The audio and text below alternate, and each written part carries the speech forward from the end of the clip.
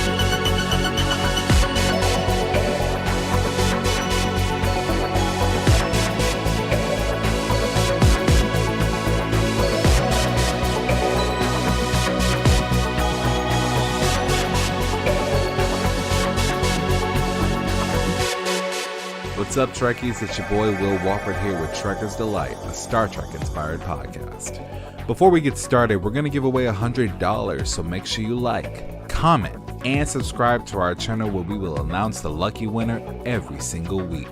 Now, welcome to Trekker's Delight.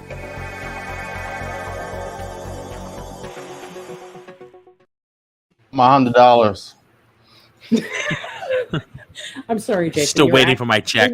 Show.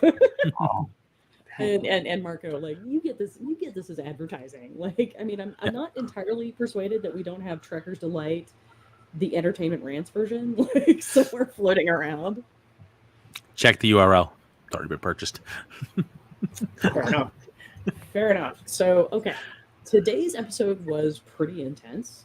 It's called Memento Mori, which is literally like a Latin term that refers to something, usually a skull, that reminds you of death and basically how fleeting life is. And so it's very much kind of a seize the day kind of concept. And we very much get that in today's episode. Anybody want to do the summary? Sure, I can give it a shot, I suppose. Awesome. I love people who fall on swords for me. All right. Well, this episode of Strange New Worlds starts out with them. See, I don't know the name of the planet though, but they're going off to a planet to provide. Does the planet even matter? It doesn't even matter. I mean, really. They've got to get there. Even the people on the planet don't really matter in the end. They've got to get there to provide something in their atmosphere, or else the people are going to stop breathing in like 2 weeks. So they get to the planet, and there's no communications. They go down there. There's no people. There's just blood. They go back up because there's a spaceship out there with snot entering hails. So they start to raise shield, but then they get a hail from them, and it's the survivors from the planet that didn't get bloodied and killed down on the planet. They cannot use transporters, which is important because the ship is a mining ship and the hull is built out of beam-proof because they haul radioactive ore. So it's at this particular point it's actually got extra seals in order to keep the radiation from leaking out, and so that interferes with their transporters. Right. So they have to use basically a bridge to connect to them. Right. Was anybody else excited to see an umbilical? Because I sure was. I was wondering why it was so long. It's like they got to be so long. Anyway, at this time, they're transferring people from ship to ship over the umbilical bridge, and they get attacked by a spaceship, and they can't raise shields because they have this ship tethered to them, and they cannot raise the shields. Um, and it turns out to be the Gorn, which Laan Noonien Singh figures out. And of course, we all know she has a whole backstory with the Gorn. We got a hint of it before, and now we're getting a little bit more. This whole episode turns out to be sort of a reveal of her experiences with the Gorn as a child. Um, Meanwhile, the ship is crippled, the Enterprise is crippled, and they end up going to a nebula for kind of like Wrath of Khan, equal boundaries, equal stakes. They don't have shields, they don't have weapons. They just, but if they're in the nebula, they figure they'll be on equal terms. Nobody can see each other, even though they figure out how to detect their ships from, like, sort of, you can call it the wake of the material in the nebula. It's not a nebula. I'm sorry. It's a brown dwarf. It's a brown dwarf star. So basically, what's happening is they play this game of cat and mouse, and also because we have to up the ante in New Trek. Not only is it a brown dwarf star that's going to crush the Enterprise, the brown dwarf star is getting sucked into a black hole, right? Which will also crush the Enterprise. Right. And it turns out that we play this great game of cat and mouse, and we can talk about the specifics about this later, because I think Pike is pretty badass in this whole section. But they kind of flirt with the Gorn, and they lure the Gorn in, and it turns out that the Gorn's ship doesn't necessarily have the structural integrity that the Enterprise does, and one of them gets smushed, and then the other one, Laan actually goes on a shuttlecraft to do some reconnaissance with Spock, and she's like, look, my memories of this whole event with the Gorn are trauma blocked because, of course. She's like, my subconscious doesn't want me to remember watching my entire family and everybody I know get eaten. Mind meld time. I mean, right? This is my shock face, right? Those are the happy memories in my life. I don't know about the rest. That's your ex-Gorn face. Right, my ex-Gorn face. So she starts hallucinating a character, and she's trying to figure out, we don't know who it is, we don't know who it is, we don't know who it is. It turns out it's her brother who sacrificed himself in order to give her the opportunity to escape. He also apparently had been on this brood ship long enough that he'd figured out the code, and he gave her the code, and he's like, if you pay attention, you'll figure this out. Spock is in her head. Spock gets all of this information for her. They use it to communicate to the Gorn. It's very close encounters, really. They sound a lot like the lights, right? The aliens from Schisms and TNG. Right, flicker lights, and they're like, oh, by the way, we've been taken over by the dirty humans. Blow us up, and so the Gorn, in fact, do blow up one of their own, and that leaves one of the 3 pursuing ships left. That's when Pike seizes on this idea that what they're going to do is they're actually going to use the black hole to slingshot to safety, and use gravitational redshift in order to persuade the Gorn that what they're seeing is the destruction of the Enterprise. They're playing dead. That's what they do. They also dropped a bomb, though. I'm not sure what was that bomb that they dropped. The first bomb that they dropped was the last of their photon torpedoes. Right. Because it turns out that I'm guessing the Gorn have weapon supremacy in this universe. The second one isn't so much a bomb as it was the faulty coolant issue that was about to blow up. It was something that could blow up the whole ship if it was going to go. Yeah, but also conveniently could be jettisoned into space. Right. Because magic. Magic. Because Trek technology magic. Yes. So that's our primary A plot. Our B plot is I'm actually not sure what the B plot is, really. The B plot is them. It's kind of a toss up between number 1 and Laan herself dealing with all of her trauma. But I'm gonna go with number 1. Number 1 gets super injured and fakes it, and then basically crawls her ass back to sickbay, hemorrhaging all over the floor, and everybody's like, "You said you were fine," and I'm back here saying, "And you believed her?" That's a rookie mistake, my dude. Rookie mistake. And And so it turns out that Mabenga actually has to stitch her together. I love that line, by the way. It was archaeological. Hey, Chapel, how's your archaeological medicine? Right. Okay. He's like, you got a triage. Oh my God. Or she's like, not triage. I gotta what's do the other what now? term? Also, we're gonna talk about Chapel later because I think she like the more we see of her, the more badass she becomes. And Yeah. I'm a little bit in love, guys. A little bit in love. Crushing a little bit. Crushing a little bit. He asked her. Would leave my husband for Chapel at this point. Like, not a joke. Then he ends up doing the sewing. He asked her how's her sewing, and then he ends up doing the sewing. I know. I was a little bummed by that, but whatever. So that's the B plot. The C plot is Uhura and is trying to impress Hemmer because she's doing her cadet rotation through engineering, and they get caught in engineering. He gets smushed. She has to do all of the things he's telling her to do and figure it out and work together with her. And that means Hemmer has to stop being an asshole for like 2.5 seconds, and it's very difficult for him. So they do start building on a lot. He of did struggle. Well, first of all, are there no Jeffries tubes in that cargo bay, or there's no way out but that one door? Was kind of weird. But they do a lot of this show. They're pushing the relationship between people. They're really pushing. I can see something probably growing between Uhura and Hemmer. Just some type of relationship. I mean, not like romantic or anything. Just something. I think that those two are going to be going back and forth throughout the season.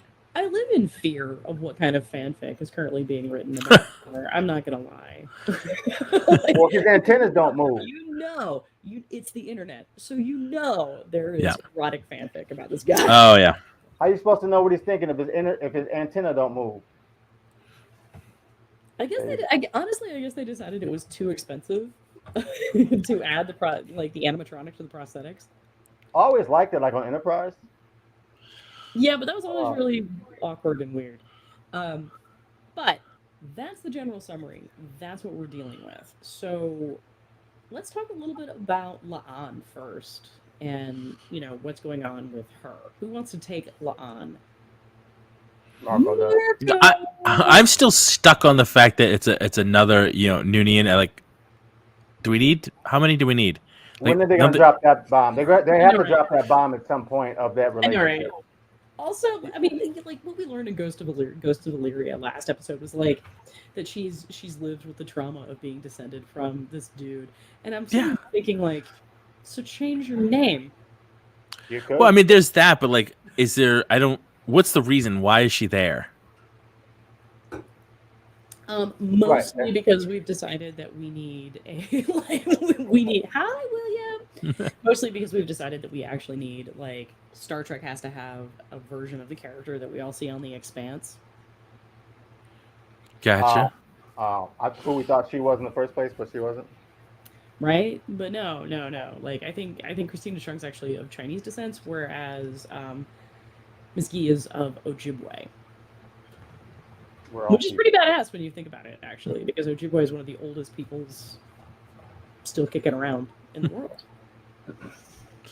Well, I mean, I think they have to make it make sense. I mean, there's going to be a reason for it at some point.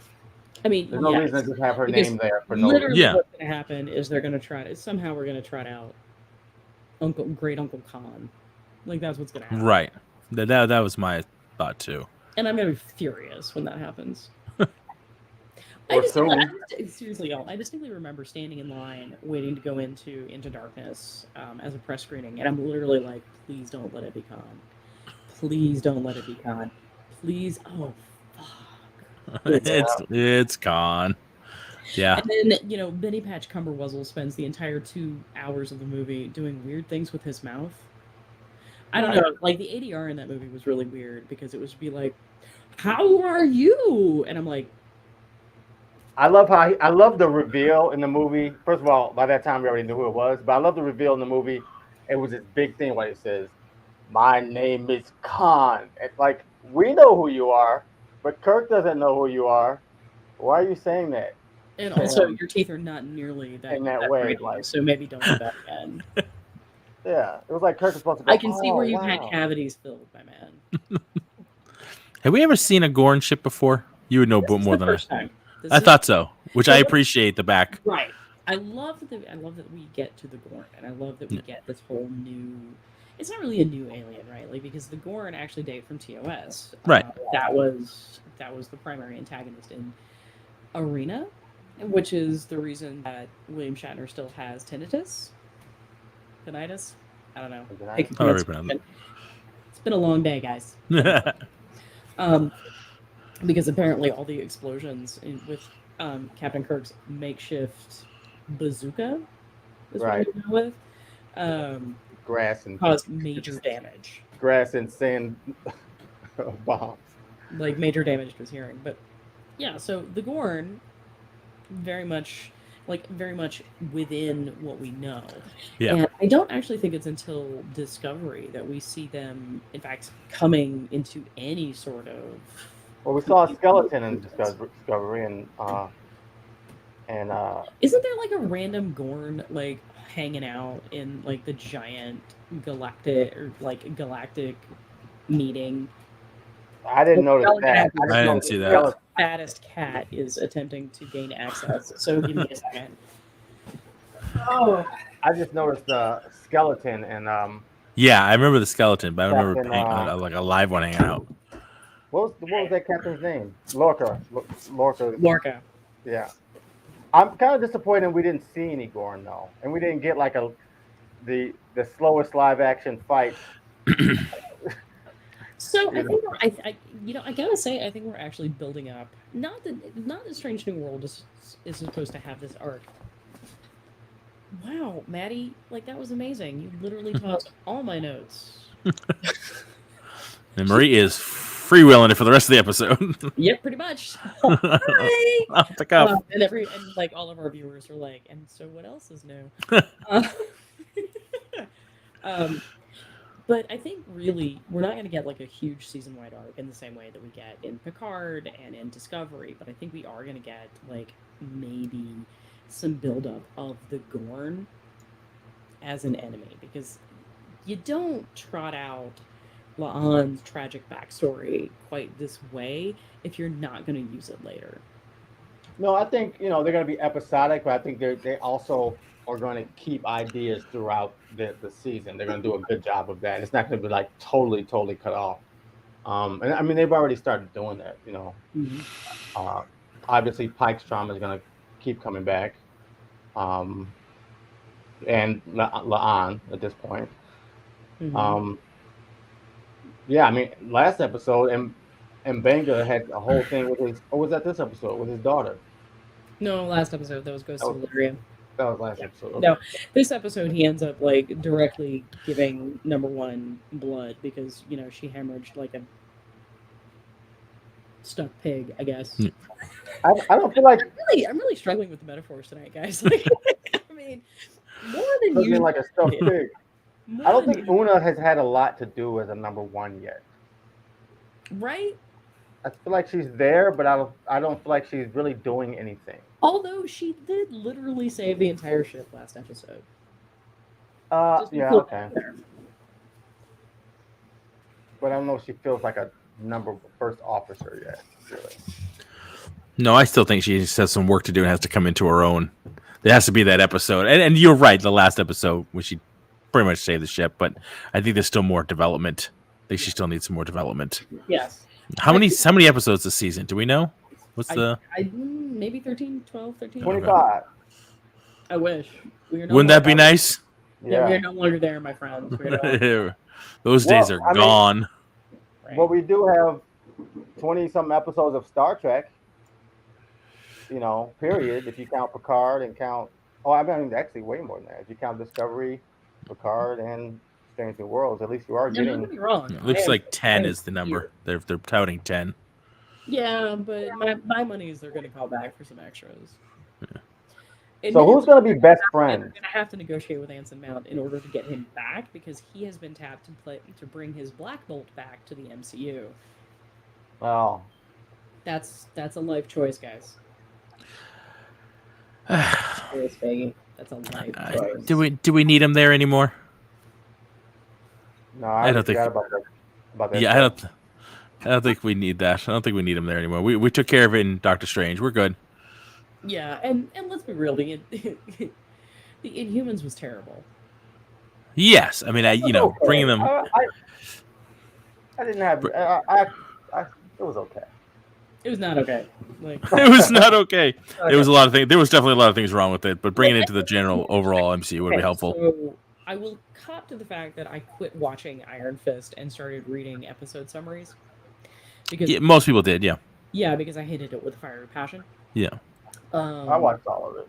I did sit It through. got worse as it went on. I did sit through all of the Inhumans because Ensign Mount is a fellow Sewanee grad, and I was like, all right, I'm going to support him. But God, he's making it hard. Yeah. Oh, you know what? When you said Inhumans, I don't know why I was thinking about Eternal. No. Honestly, 6 of 1. There's really not much of a difference. It was Well, at least I want to. one piece of garbage or the other. I know, right? So, Like, no, dude. Inhumans worked pretty bad. Oof. So I'm wondering who on Star Trek is going to be best friends. I'm like looking for the relationships because every show has these relationships between two people, like Geordi and Data, like Bashir and O'Brien. I honestly don't think we've gotten to that point. But even though we haven't quite gotten to the relationships point of the episode, like, we know so much more about all of these characters than we did about anybody but Michael Burnham for the first 2 seasons of Discovery. And I do like Discovery, but that's one of my criticisms is that I keep looking at these people staying on the bridge, and I don't know anything about them, and that You're like, bothers me. hello, random dude, random dude, random dude, Yeah. random lady. Yeah, Yeah. and that's kind of where we are. But That's why with this new series, I can definitely catch on a little easier. And it definitely draws me in more than Discovery did because at least, even though it's Pike, we only really didn't see much of him prior to this. We know Spock, we know Uhura, we know, you know what I mean? We get where this is going. But we didn't ever really get to know much about Uhura before in TOS. Right. That's the beauty of it, right? Now we actually get to know. That's just like the Gorn stuff, just like a lot of stuff. We get to live a lot of backstory now. Yeah. That's the beauty of the show. That's one of the things I really like about it. It's the same reason I love Better Call Saul. I get to see some backstory about stuff that happened prior to Breaking Bad. I haven't watched that. Oh, it's so good. Yeah, Last season. I gotta say, We watched like, I Breaking mean, Bad twice. Marco brings up a really good point here. Like, because one of the things that happens is, right, like, Kirk gets dropped in this arena, but a bunch, and faces, like a reptilian Flintstone, and they're all kind of like, what's going on? And Kirk is terrified of this thing, and like none of us quite know why. And I think that was kind of like a problem with the storytelling in Arena, because we didn't have a really good sense of how terrifying the Gorn are. And Jason, I think you said you wanted to see the Gorn. I'm actually really excited that we didn't, because the real horror in this episode came from what we were imagining. Right. I mean, that's classic horror, right? The less you see, the scarier it is. Yes. Not seeing the monster around the corner. Yes. Yeah. Right. And that was the great part about, like, and it's a great, resource budget saving tool. But, like, I mean, when all we see are just like the bloody streaks, it's left to us to imagine what happened to the people to create that massive blood, right? Like, and that terror.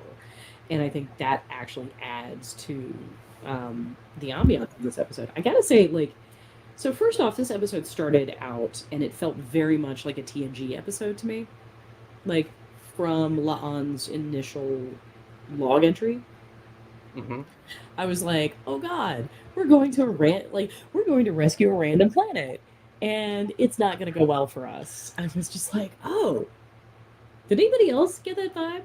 A little bit. I didn't think about that, but yeah. I mean, I was kind of wondering what the point of them going to the planet for anyway, as far as the written story, but I guess it was so you can see all that blood. That was the whole point of them going down. That was the whole point of them writing them going down to the planet, was to see all that blood. Yeah, that's exactly what that was. And I'm always a big fan of the logs. I don't know why.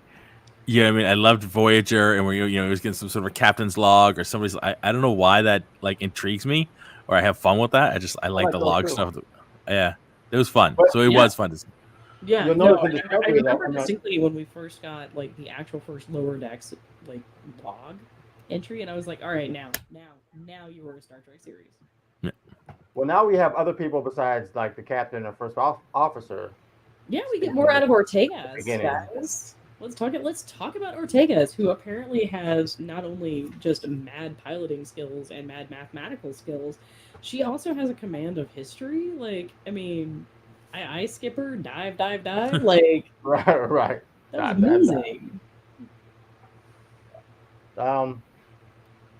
Yeah, I guess we don't know any We're only facts. 4 episodes in, though. We're only 4 episodes in. There's I so know. much more to learn of these people. I know, but we've gotten so much, and that's what's really fantastic. And what I love about the way Strange New World is handling this characterization is that it feels organic to the situation. It's the random shit that they all drop when they're talking. And Like, they mentioned Michael Burnham. Last episode, Chapel made like a BDSM joke, and like this episode, she's all into like the "I'm gonna stitch you." Yeah, again would leave my husband for Christine Chapel right now. Spock mentions his sister in this episode. I'm sorry. Spock mentions Burnham in this episode. So Spock, yes and no. Well, There's my some aunt mentioned bleed in the mind her. bones. Right, There's and then some she bleed in the said mind you had a sister and you lost her. And he was like, And yeah. she sacrificed herself for you the same way that La'an's brother sacrificed himself for her. Right. I mean, So- I'm just saying she was mentioned in this episode. One of the things I wanted to talk about, and one of the reasons I'm wearing the red uniform tonight, is because La'an actually manages to become a badass, but she becomes a badass in a very unique way. Right? It's not just a question of like she's going to go like fuck some Gorn shit up. It's the way she becomes a badass is that she faces her trauma. And not only does she plow through this trauma that has deeply affected her, she takes Spock along for the ride, which means like she is ripping open this scar in front of her commanding officer, right? Like, I mean, because she doesn't have a relationship with Spock to speak of. Right. That's why he wanted to cut that mind meld after that. It's like, stay out my business. Right? I mean, he's like, I'm not ready for that level of vulnerability, like, because Right. apparently she has a bigger set than he does at this stage. She reminds me of like Kira, actually, her backstory, you know, Mm-hmm. A little bit. and why she's sort of a badass. Or Tasha Yar's sister. You know, they grew up in a bad way, and now they're tough girls, and you know, in their older life. But how Tough lady. do we feel about where they're positioning La'an to go? What do you think's going to happen with her? I think there's going to be a Gorn meetup in 3 or 4 episodes from now. I don't think they're just going to let that go and just use that for development only. I don't know. Marco? I don't know that they will go back to the Gorn again, but you know, did they leave that open for that? I mean, I You kind You know of what I mean? because there's this whole conversation that they have about the fact that this is further than the Gorn into Federation space that the Gorn have ever penetrated. So, like, the question is becoming like, if they're starting predations this far in, like, where's it going to stop? Right. I mean, we're going from episodic to now you're going to turn into a whole storyline. You know what I mean? And which I don't mind some storylines, but I'm still liking the Monster of the Week I know. aspect Right? of it. I know. You know, I know. it's old school Trek, right? And I have no problem with long storylines, but we've had a lot of that. You know, I like sticking back to the story of the one a the week. Right. You know, and if you miss one, you can go back and watch it, but you can watch the new one before you go back and watch the old one. Last week we were actually talking about this. Like, I think Danger and his wife were talking about going back and watching an episode of Picard, and the question becomes like, which one do you pick? Because they're all so interrelated. And with Strange New Worlds, you can easily have a favorite. I think, to be fair, at this point, this is my favorite episode. Which, Really, I like the first one. I think is my favorite one so far. Does Spock bother anybody else but me? Oh, I'm not a fan of Spock. Adam is bothered. Okay, All right. Okay. So I'm not the only one. It's not just the. I think it's the actor too, to a certain degree. I'm not a big fan of the way he talks. Right. It's almost like he's trying to do a Leonard Nimoy, but he's not doing a good Leonard Nimoy. You know Spock what I is mean? He's not good at it. he's doing a decent Vulcan, but he's not doing a good Spock. Yeah, Spock and is very he's got a weird calm. accent that doesn't make any sense to me. Like every once in a while, you hear an accent come through. And where's he from? Yeah, exactly. It's Is he from not from Vulcan. California? I mean, It's got some kind of a weird. Really, it's in there. It's subtle. Every once in a while, he hits like an So, accent. Ethan Peck, and the guy who plays Spock, that last name is significant because I want to say his grandfather is Gregory Peck. I can look it up, but yeah, probably. I can look it up. I'm online. No. I mean, I can't remember if it's father or grandfather, but my money's on father or grandfather. Like, I mean, he is legit. I mean, he's kind of like Drew Barrymore. He's like the scion of this old Hollywood. Right. Family. I feel like his Spock is too firm and stern when he talks. Like, it's Little Nimoy's Spock was very calm. It's extremely calm, and So he's almost more like a Romulan, or it's just very hard. Like when he talks, I mean, there's no emotion except for like it's a directive. Everything is a directive, and it's a declaration, and it's. So, have you ever? And this may be unique to my experience, but when puppy lawyers pass the bar and move into practice, they walk in and they're, like, I mean, they automatically assume they're hot shit because they just passed the bar and they're lawyers now. And so what they'll do is they'll actually come across more forcefully than they need to because they're still trying to figure out, like, where they fit in the hierarchy. Yeah, I mean, that's And the how I answer would is feel. so far below the useful paralegals that they just need to, like, suck that up and calm down. That's the vibe I'm getting, honestly, from this Spock. Is that he is coming on too strong because he doesn't quite know where he's going. And if anything, what that takes me back to is, do you guys remember where No Man Has Gone before in the original series? And if you don't, was that like the first two? Like in the first few? yeah, it's like the first 2 or 3. Technically, it's actually the first one that was shot. Right. Okay. And TOS actually starts with. Yeah, they went beyond the Great Barrier, right? They went beyond the Great. Right, and it's the whole like Gary Mitchell, Elizabeth Denner thing. If you pay attention to Spock in that, because the only two and in that whole episode that like come back are like literally Shatner and Nimoy. Spock spends a lot of time screaming, like awkwardly shouting, and every time we see Peck's Spock, I'm taken back to that very initial version. But yeah, I don't know. I guess you're looking at that as a character growth. I'm looking at it as actors in real life figuring out Nimoy in real life figuring out how the actor should actually be, instead of like an actual internal thing that the character is doing. So I see what you're saying. You're attributing something to the actual character of the show, where I'm attributing it to the actual actor who's playing him. You know what I mean? I don't know the man, so I'm loath to cast aspersions. And well, I mean, he hasn't proven himself to be an asshole, so like I'm not yet gonna like do that. And to circle back around, yes, it's grandson. Gregory Peck is his grandfather. Yeah. And I want to say there's a fair amount of Finnish in that family as well, so it may be that the accent you're hearing coming out is maybe a holdover from that. Yeah. His paternal grandmother is Finnish. Yeah, and I think there may have been a lot of back and forth. I don't know. Yeah. Ethan, if you're listening to this, like just let it go. Just let it go. Let it go. Yeah. I'm not You know gonna. what, I'm struggling with it. It's just struggling. Like I'm struggling to watch, and when something like that happens, I get distracted. I get pulled out. Mhm. You know what I mean? When you have something like that, like this guy's it's just something not right about way Right. he's playing the character, and then it was like it bumps me. I'm in the story and I'm watching it, and then I was like, he comes up like, But all I right. For I me, usually feel that way for for me, most. it's every time we get a profoundly Canadian vowel out of Hemmer.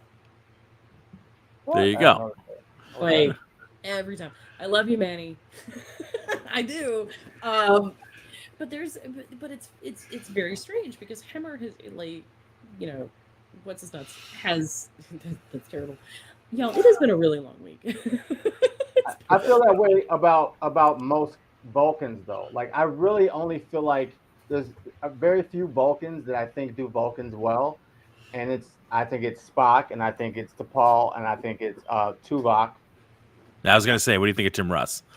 I like all three of them. I think they do an Yeah. excellent job. I think the most of the other Vulcans that I ever see are like a little more angry than I feel like they should be. Like I'm They're a not gonna little more lie. I mean, most of them are just assholes. They're half a step away from being a Romulan. Yes. I know. I know. Listen, I can switch at any time. Don't piss me off. Right. So- Literally, all it is I've got to remove the stick from up my ass. Yeah. Like, once that happens, now you're gonna have to give me 5-10 minutes to do that. Yes, Because you don't it is wanna deep. watch these things. This shit's deep. Right. Right. I don't know how it got sideways, but it's there. I mean, yeah, no, like, and it's seriously so impacted that like I'm forming diamonds and shitting those out first. Ouch. And Jermaine's gonna be like, Jermaine is gonna come to this episode and he's gonna be like, can we talk about like where this went and why Marie's no longer allowed to lead shows? You're fine. Don't worry about it. Yeah. Okay, Yeah. well, I mean, like, sure. So, for example, Ambassador Saval is a really good example of this because Ambassador Saval never quite gets the emotionless part of it. He just comes off as an asshole throughout the entire, like, almost to the point that he's an asshole even when he gets injured protecting everybody else. yes, Right. still an asshole. Yeah, like it's just like calm down.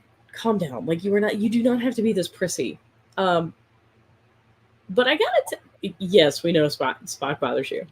Because he's literally your type. Elnor was your type, now Spock is your type. Will can't talk about Spock.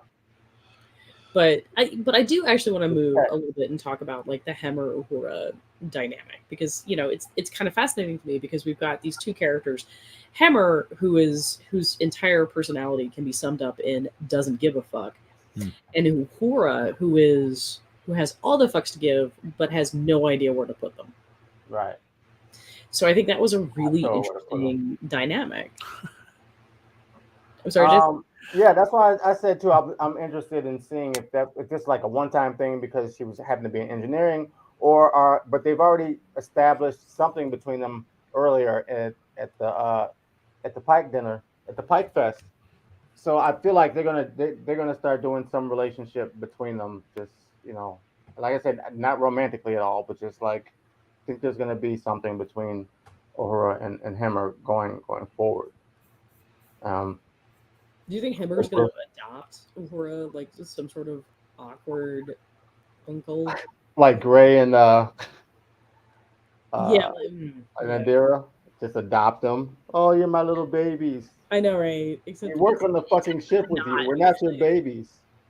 Anyway, I'm not convinced it's not going to get like, and they're going to start teasing a romantic part of it, even if they don't come all the way out with it. They just kind of dance around it a little bit, which I think would be a little awkward. Just, yeah, just a little innuendo here and there, something like that. Like, we're going to spark some flame here, and then just leave you hanging and let it die. Season 2, right?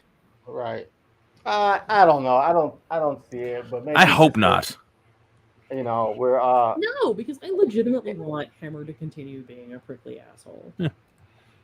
Yeah, you could be like I thought Stamets was a prickly asshole. I hated Stamets at first, but then I grew to like the guy as I understood him more. And he does have love and he knows how to love and all that. But at first he was complete. I mean, he was asshole, you know? really unpleasant. And then of course we get Tig Notaro's Jet Reno thrown into it, and like it's She's not an asshole. it's She's the prickly asshole meets funnily immovable jerkish. sarcasm, and like Yeah. it's where they're going. But it's almost replicant of the Doctor from Voyager. Yeah. He started out a real asshole at the beginning of that series, Right. and then like Right. was everybody's favorite friend by the end of it. Yeah, Like, well, he went through a lot of character Speaking of- development on speaking of that Tim show. Russ, Lot. Voyager, all of that. Like, I got into orchids because Tuvok was into orchids. Really? Yeah, and now my And husband is like, "Why do we have so many fucking weird plants?" And I'm just like, "Let it go." He's And I like, can dance like him. He's like, "You know, we live in a desert, all I got. right? And Right, he's got all the of these couple- plants are jungle plants, right?" And I'm like, "Well, What's your point? Right. And speaking of relationships, that like Voyager had a relationship between Tuvok and Neelix like the whole time. They weren't Yeah. friends, No. but they had this sort of.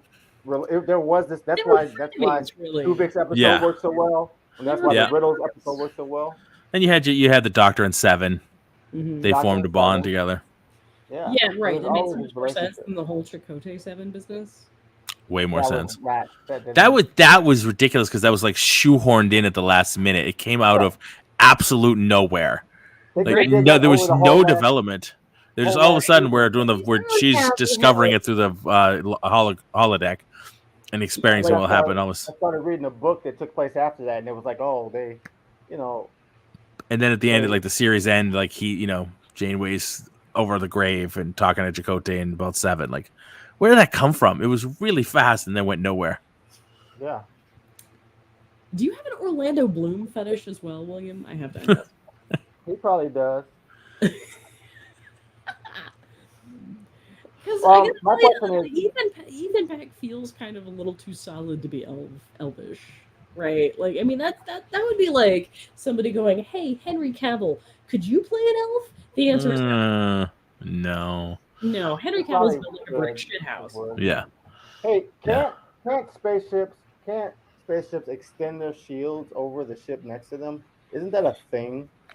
Okay, so Some can. I don't know if this early version of the Enterprise could.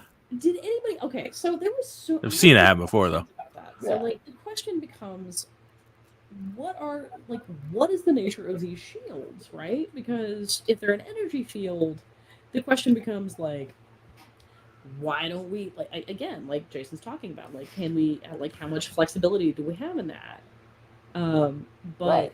this particular episode seemed to treat it almost as if it's a physical, like, shield that comes up and would, shear the umbilical. Well, have we seen? They've never flown a shuttlecraft through a This is shield, the right? first time that we have seen an umbilical extended between two major vessels. We've seen umbilicals extended from shuttle pods. And You have an Enterprise. You have. that's what I'm saying. But Oh. that's generally to shuttle pods. That's not between like No, I think they did ships in Enterprise. like there's not really an umbilical that generally goes between like Constitution class and Constitution class, for example. Yeah. Right. Not that there will be Constitution classes in. But if you have the umbilical going from one ship to the other, the shield had like encompass that, then the other ship to come back around. Yeah. If it was energy, otherwise it would just cut right through. Like that's it. This is where our shield takes through, and then the umbilical will be severed. So I thought that was Right. interesting. Actually, like I did actually think that was interesting. I thought it was interesting that the Gorn shot the umbilical cord instead of just. Or I guess they wanted to board the ship, right? They didn't want to destroy it. They wanted to take the people. So I guess it Right, makes because sense we why had they to didn't kill, like, destroy we the had to ship. kill off the little girl. Did anybody else notice that the little girl was the same actress who played the little girl in the Picard lead-in short about Federation Day? No. Yep. So remember that particular episode was like, we've got the rich kid versus the poor kid, which is bizarre because it's the Federation, so there aren't rich kids versus poor kids Oh, theoretically. season one. Season one. Yeah. Yeah, season 1. Okay. And so, like, there's that whole short thing, and then, like, Mars explodes, and, rich kid loses her father, and poor kid loses her mother. Right? Dollars to donuts, it's the same actress. I'd have to go back and look. But she didn't look like she aged. That was, 3 years ago? 2 years ago. Which is weird because I gotta tell you, at least in my experience of children, like literally you take a picture and it's outdated like 2 seconds after you take it. Mm-hmm. I don't know. Maybe Christian's not doing this for you, Marco, but like my boys. You talking about Fig? Yes. Yeah. Sophia Webster. Blah. Sophia Webster. Is her name? That's a big microphone you got. I don't know why I'm just noticing that. So, You gotta go big or go home. I thought it was your shirt before because it's the same. No. color. No, let's go big or go home day over here. I have the not- internet, and I'm going to use that. Not the same actress. Is it not? Who was No, the- she's only been in a three other things. Wilson Not- discovered there was an What was the umbilical. Discovery umbilical, William? Season 1. Ooh. I don't know. I'm gonna need you to give me I'm gonna need you to give me episode numbers. So, I still feel like the another theme for Strange New Worlds obviously is First Contact. I feel like we're still going to see a lot of that. I think this is First Contact with Gorn. I think this is. I mean, it doesn't necessarily have to be actual First Contact in the way you think of it, but these contacts with these other civilizations and beings and whatever. Who knows who these people I are? think Kyle is gonna be majorly fucked up after this. Oh, because of that guy. Oh, that's one thing I hate when they do that in movies and TV shows. The guy falls. But whatever. I guess that's a movie trope that happens all the time. You go. Yeah, but usually the trope is you go, and that person's like, no, and drags the person along with them. Like this was kind of inverting that trope in the sense that like the injured guy is like, I'm gonna die, and like shoves Kyle through the bulkhead closing. Yeah, I mean, I don't know. We're gonna see more. I don't think Kyle will be extremely developed character, but I think we'll see him all the To time. be fair though, he's got more development in Strange New Worlds than he ever got in TOS. Well, yeah, yes, Because he is another legacy character. yeah. He was actually in the JJ films too. Mm-hmm. But, What you're not ignoring those, Marie? You're not ignoring the JJ films? We ignore them pretty I much. thought so.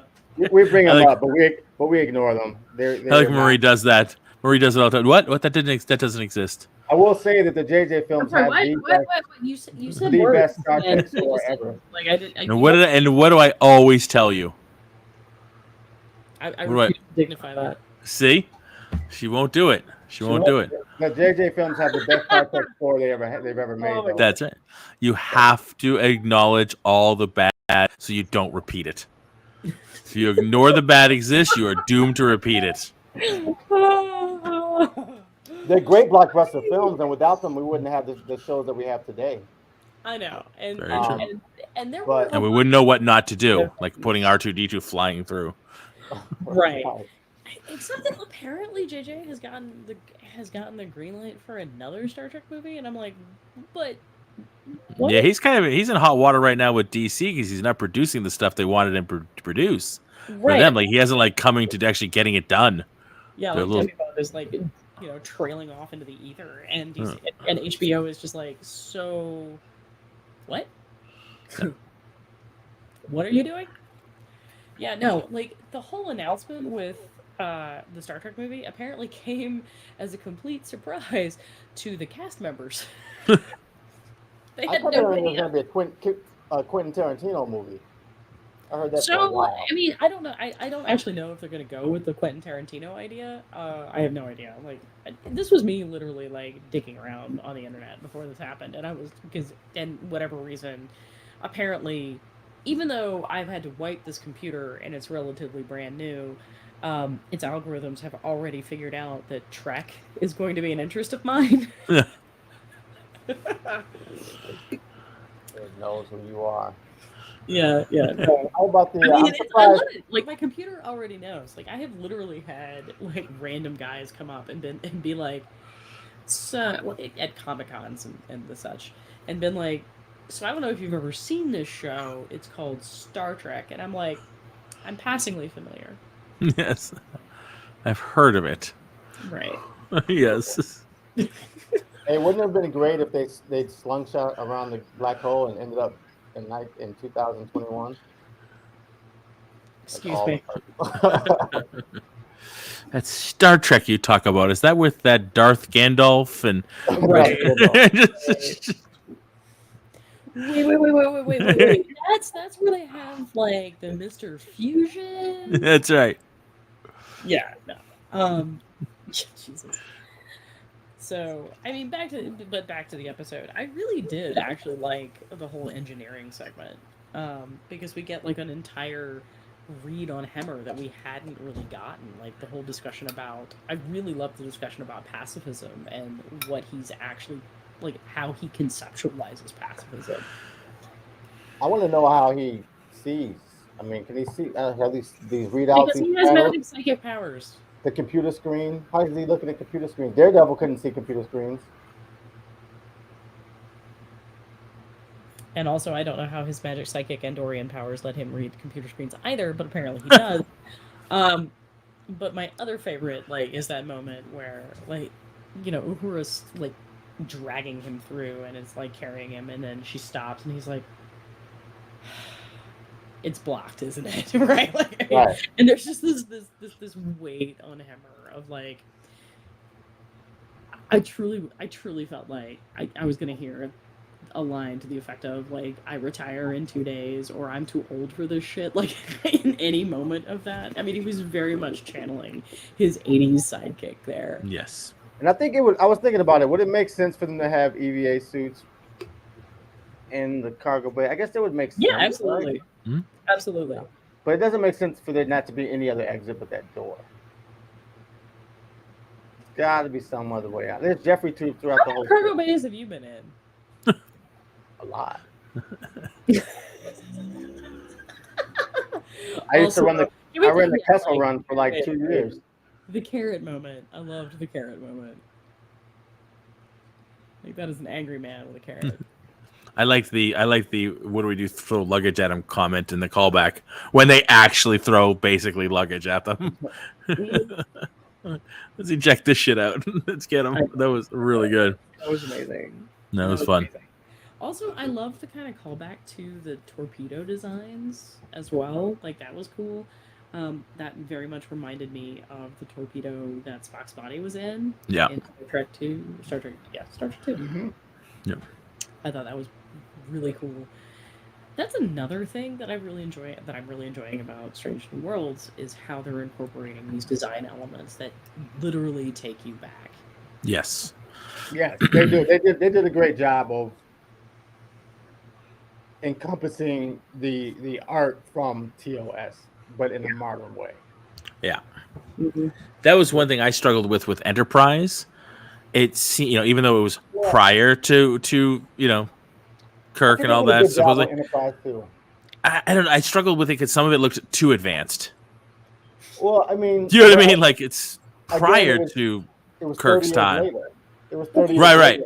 later. But you can't do, you know, you can't have these cheap, you know, sets, right? You know, basically blocked sets like they used to have. You got to make it more interesting for people to watch. But it's like, well, the technology looks really advanced compared to some of the stuff Kirk was kicking around with. But the It's ship supposed to be design was more like a issue with submarine than it was a Enterprise space. so much. Yes. Because Yes. I loved how physical Enterprise was, like, in the sense that, like, you have actual switches, actual Right. That I appreciated. Yeah. Yeah. I struggled with that with Discovery. Yeah, I mean, I don't understand why people struggle with that because it's like it's 50 years, 40 years later, 50 years later. You should know that it's going to be upgraded. Intellectually, I get that. Like, I get what you're saying is that, you know, yes, like, Discovery's in 2017, TOS. Yeah, we wouldn't watch the show if 6. it looked anything like that. But also, like, but when you're putting this show as a prequel, like, Yeah. What Enterprise did is that Enterprise really looked at the TOS bridge sets Yeah. and all of the other sets to see what sort of physical elements they used, and then picked up those elements and transferred them into a modernized design, but made an effort to make sure that it wasn't too modernized. Yeah. I mean, Marco's not wrong when he talks about how there were aspects of it that felt far, far too advanced. But you're gonna have it. There's no way of not. You have to. Yeah. Effort. Like Discovery was just like, nah. Well, Discovery was a new ship, first of all, but even the Enterprise. I mean, so was the Enterprise. Yeah. And excellent. I liked it. But can we talk about how space is meaningless? Not meaningless, but like is not a problem. The amount of space you can put into a room on these ships, like these rooms are huge. If you want to compare it to Enterprise, know, right? I mean, okay, let's talk. Okay, I also had a problem with this. These rooms are. Yeah, no, Manny has literally found us like descriptions. I really dig how they managed to incorporate elements here. Yeah, like, that's a great job. We got the Red Bank where Chekhov and Sulusat and now Ortegas. Do we know who Ops is? I don't think we do.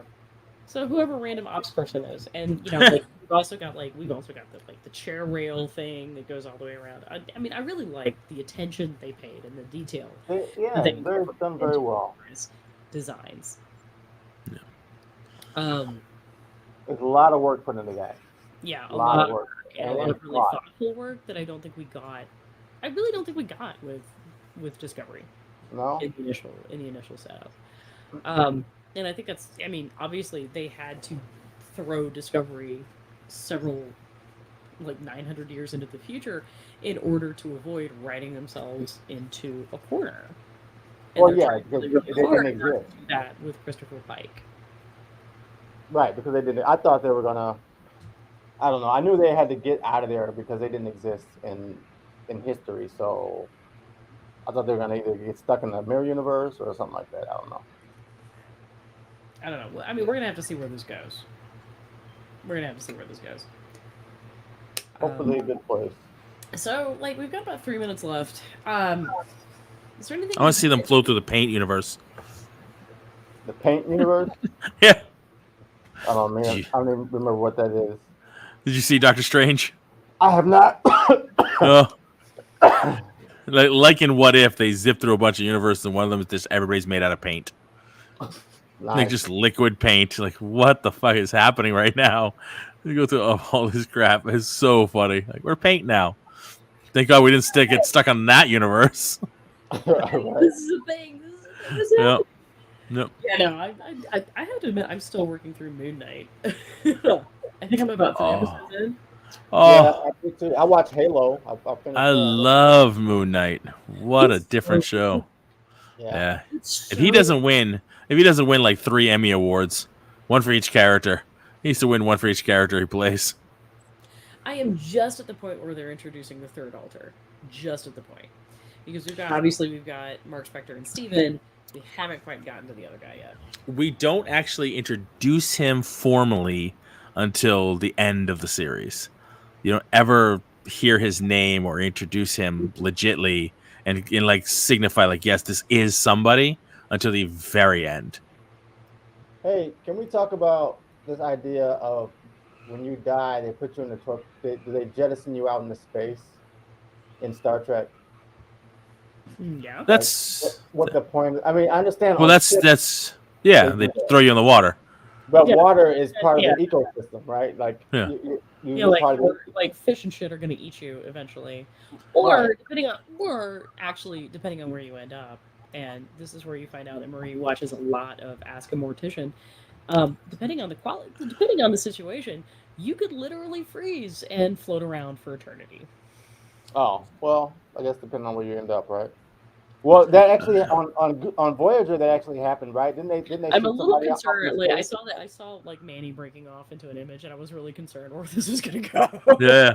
Who was that girl on Voyager that Kim was close to? They shot her off into space, and some aliens picked her up. Yeah. Yeah, they reanimated her. Yeah, they made her one of their species. Yeah. Right. That's literally how they breed. Is they. Yeah. They just randomly pick up bodies, I guess. Like dead bodies and reanimate them, yeah. And then she like kind of started going back to it. Right. She couldn't taste her pancakes. Yeah. Right, because I was vaguely nuts. Yeah, that was a little off the rails on that episode. I'm sorry. That's one of my favorite series, but every once in a while you come across an episode like that. And you're just kind of sitting there like, did no one That's say her. no? Yep. Ballard. And Lindsay Ballard, right? Yeah, Lindsay Ballard. Yep. I mean, I think she would have been a nice character to have on the show. Period. Well, that was one of those things. Like, did we ever even really see her before, or is it just like, hey, look, random character that Kim was really close to that you never saw? Never saw. And it's so funny because this came up recently because somebody was floating around like a Voyager Gothic, and they literally talk about this episode. They talk about Ensign Jatal, and like one of the things is like everybody talks to you about how close you were with Ensign Jatal and how you're grieving and blah blah blah blah blah. You don't remember an Ensign Jatal. And I was just like, that's so true. That's so Star Trek. Yeah. But coming back to this amazing episode that managed to get us through Balance of Terror, the Corbomite maneuver, and a number of TNG episodes with like the level of tension and strategery that we didn't really get to talk about because we just kind of wandered. We ranted, if you will. I know, right? Like, there was a bit of a Freudian slip there. I'm not gonna lie. We still have to talk about Babylon 5, my friend. Oh, Ashes to Ashes, Lindsay Ballard. Like we do. Yeah. I have so many thoughts. Yes. We're gonna talk offline. We'll talk about what we're doing next. Yeah. We have a lot more shows to do and ripping on stuff. But all right. So final thoughts. I loved this episode. I think it's actually my favorite of the four we've seen thus far. Jason? I really like this episode. I wouldn't say it was my favorite. I still like the first one for some reason. But actually, they've all been good so far. And I'm so excited for the next one. But yeah, I like this episode. It had nice development of the characters. And it still makes you want to know. The great thing about this series is that I have no idea what's happening next week. Not a clue. I don't know where it's going. Yeah, that is the beautiful part of it. Yeah, I like this episode a lot. I've only watched it once. I've watched all the other ones at least twice because I like to, there's so much chalked into them that you got to kind of watch. Yeah. And catch everything. So I'll go back and watch this one again. So I can't tell you that it's my favorite yet, but it usually takes me at least 2 watches to figure that out. You're so much a better nerd than I am. No, I just have a lot more free time, apparently. I like to watch them twice too, though. I mean, you got to do that. You got to watch it the first time, and then you got to get details the second time. Right, exactly. Take notes on the second viewing. You know what I mean? The first one is just to kind of immerse and be in it and enjoy it, and the second one's like, okay, I saw it. All right, people can talk around me now. Before the first episode, it's shut the hell up. Right. Hence why I don't go to movies with anybody else. Like, I may or may not have, because my kids are now on summer break, which is the worst thing ever because we haven't quite figured out where they're going. So I'm trying to watch this incredibly scary episode. I'm like, so here are your tablets, Octonauts, guys, Octonauts. Mommy's got to work. Yep. I think I assume Octonauts is a kid thing. Yes, that and the Cocoa Melons. God damn that guy from California. Yeah. So, I guess so. Everybody, I guess that's where we are. We are Trekker's Delight, and Marco has graciously joined us from Entertainment Rants, which you can find everywhere. Entertainmentrants.com. Everywhere. Right. We're everywhere. Right, and also that's the best place to go. Has a truly amazing amount of swag that you can purchase. That is all. I do. If you need a mouse pad, let us know. Sorry. So thank you very much for joining us on the Spur of the Moment, Marco, Jason. I didn't know my mic fell this whole time. Yeah, you've been a little quiet. But thank you super much for coming along and joining us and talking about this amazing episodes of the World. We will see you guys We will see you guys next week. You need a 3D rubber Self-plug. keychain. If you need a 3D rubber keychain, let us know. No, we need to roll this between footage. It was like a complete plug.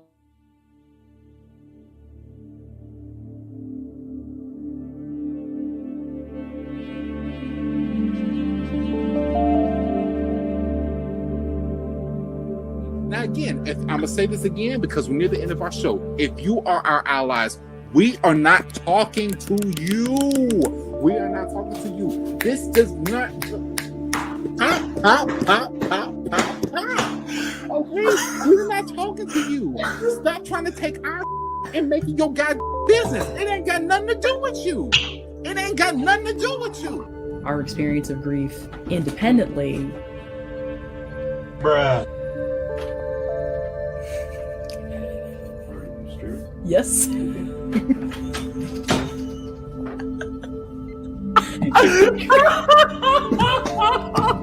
I love that they're in the comments. So much is like I'm just reading the comments. Yeah. They should brought their child out. It's such a good point, Will. God, that's such a good point. And he's really thought about it too. You should be here. William, get over here. I thought he had a girlfriend on Insta. It's been ages since I've mucked about, but Okay, moving on. Let's move on. yeah, we gotta move on.